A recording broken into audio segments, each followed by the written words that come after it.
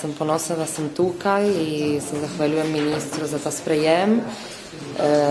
Zelo lepo tudi to, da smo prišli sem v Ljubljano, tudi ker, kot smo danes že povedali,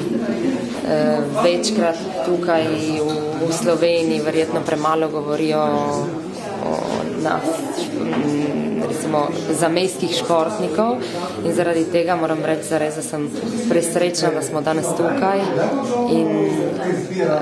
sem ponosna, da sem Slovenka, zamejka in da hodim okoli po svetu, predvsem zaradi športa in da šport pomaga temu, da nas poznajo tudi okoli, ne samo v Trstu. Tanja, koliko časa boš še tekmovala? Ne vem, zdaj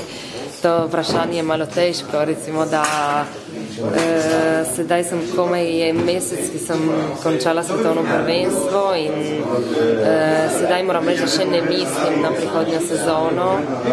hočem se odpočiti in mislim, da je tudi prav tako po enem težkem svetovnem prvenstvu, ampak najlepšem mislim,